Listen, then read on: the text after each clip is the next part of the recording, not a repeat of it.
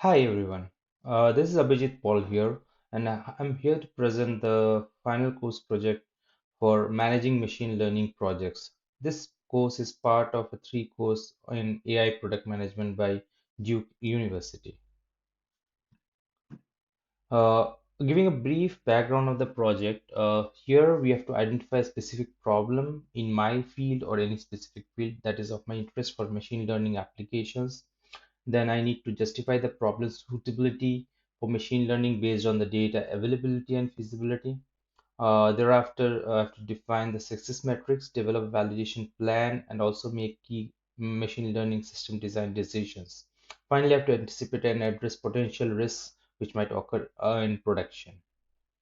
The agenda for this I've divided into five parts. This is as per the course methodologies that had been taught. First is the opportunity evaluation. Second is specifically using the CRISPS DM business understanding. Third is the solution validation plan. Next is the machine learning system design, and finally, again, the potential risk in production. Going to the opportunity evaluation problem statement. So let's understand the field that I've chosen, the interest that I have put in this case. So here in this case, I've chosen a project to address the challenge of identifying ingredients and just suggested recipes based solely on the visual inputs such as images of this. So basically, as a user, if I have an image of a specific recipe or a dish, only a photograph, my software should be able to pick up and identify all the ingredients that are present in that dish and also suggest not only that recipe but complete recipe possibility of dishes which are closely related to that ingredient. We might also want to check out what ingredient we can leave out and suggest alternate recipes. So this is what the thought process is. Why does it matter? Yes, it matters because individuals face all the more difficulties in determining what ingredients are present in a dish, especially by only visual inspection. So that leads to uncertainty and potential dietary challenges, more specifically in case of who has health issues or maybe looking after uh, diet concern. Additionally, users must also struggle to come up with suitable recipes based on the available ingredients, so that limits their culinary creativity and exploration. What is the opportunity here? By leveraging the machine learning techniques, we have an opportunity to develop solution that simplifies this whole process of ingredient identification and recipe discovery based solely on those visual cues, that is the image of a dish.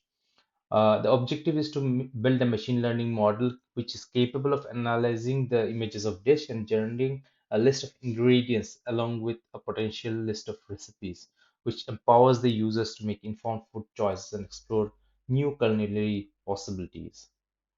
Coming to the second part of the opportunity evaluation, is there a problem? That's a question that we ask ourselves while approaching any sort of machine learning problem we want to solve.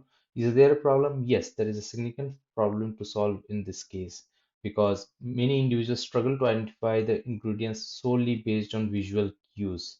And also, it limits the suggested recipes if we have limited understanding of what ingredients are present in this case.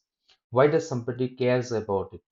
Yes, somebody is there who is caring about it. We have a user base, more specifically a broad audience, which includes not only the home cooks but also individuals with dietary restrictions or allergies, health conscious individuals, or more so as a culinary enthusiast who are there. How does ML help solve this? Machine learning plays a crucial role in addressing this problem because the, the training models would take up the extensive food image data sets, which will enable development of algorithms for the precise image analysis and information extraction. So, few of the techniques that would be used, like image classification, object detection, and natural language processing, would automate this whole process and suggest and identify ingredients as well as recipes from the visual input. Coming to the next part, the crisp DM business understanding. So let's define the problem here. The problem in this case has the target users of home cooks, individuals with dietary restrictions, health enthusiasts, individuals, and culinary enthusiasts. The problem here we are stating is that the difficulty in identifying ingredients and suggesting recipes solely based on the visual cues, that is, the images of dishes. Why does it matter? Uncertainty in ingredient identification, potential dietary challenges that limits our culinary exploration. Also, it matters because a lot of time we see a dish for health conscious patients, or maybe patients who have dietary restrictions. They can utilize this to have a better health perspective. And the current state is that this all is done manually in case of ingredients identification, recipe suggestion, uh, unless there is a source who is providing that particular recipe through a social media platform or in person. But apart from that, if we just have a photograph of any dish, we are not able to do anything apart from manually guessing or probably understanding through historical understanding from our known ones in this case. How we define the success in this case, the expected impact is the streamlining the process of the ingredient identification and recipe suggestion. What are the metrics we can think of? Metrics such as accuracy of ingredient identification, the relevance of the suggested recipe, and user satisfaction. Those are the key metrics that I can think of. The targets is like I'd like to have 90% or more accuracy in the ingredient identification, but yeah, 80% plus on the suggested recipe of relevance would be good enough. A few constraints we are looking is like limited availability of labeled food image data sets. So I think that's one of the things that would help enhance our training model. And secondly, apart from that, computational resource and potential privacy concerns with user-generated images. That's also one of the constraints I can think of. The factors in this case are more based on the image factors or features that we can say. So the color of the image, because that color would help us identify what sort of ingredient it might have, like a carrot is orange or a tomato is red. So I think those sort of images, it helps us identifying. Also identifying the objects if it is present, if it is visible, it tries to detect that. Then detection of the ingredients. Also, I can think of is the kitchen context. So is it a Asian sort of kitchen context? Is it a European or a continental sort of kitchen context or an Indian kitchen context? So I think that also helps identify what sort of recipes and ingredients it might have been there.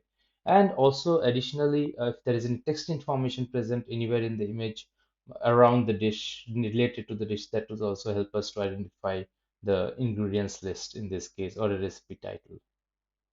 The solution validation in this case, how do we validate this? So I've used uh, five iteration point in this case so that we can identify this. The proposed solution to be validated with hypothesis and testing with users. So my key metrics I've taken is how we are correctly identifying the ingredients in the dish images. So the model's effectiveness in accurately analyzing and recognizing ingredients from visual cues, that is my key metrics here. In the first iteration, what we will do is we'll check the prototype development, wherein we develop a prototype solution and take 100 diverse dish images from various chefs and cooks. Those are kind of our input for training the model. The second iteration will do data exploration and mock the model. So in this case, we'll explore the historical data subset that we have for training the model and create a heuristic based mock model in this case.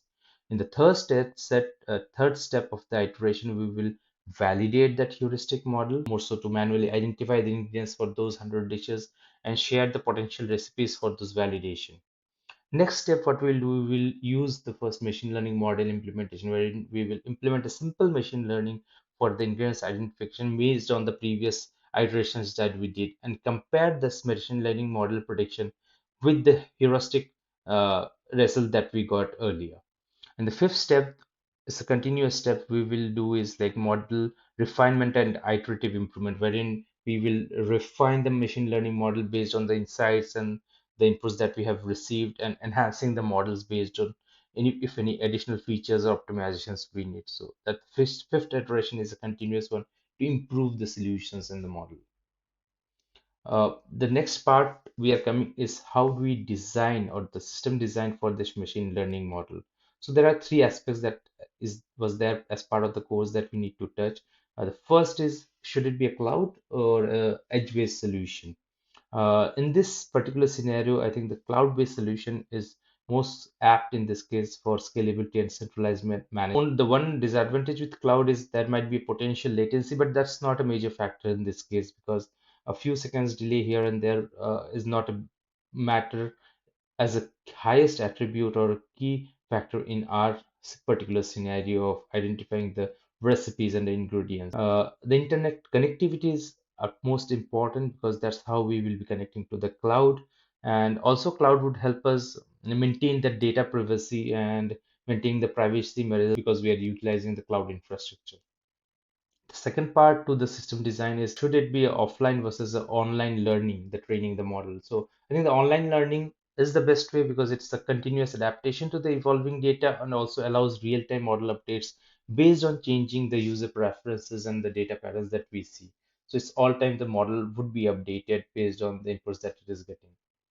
The third part is should be a batch or an online prediction. A batch prediction is actually efficient in this case for proper processing and scalability.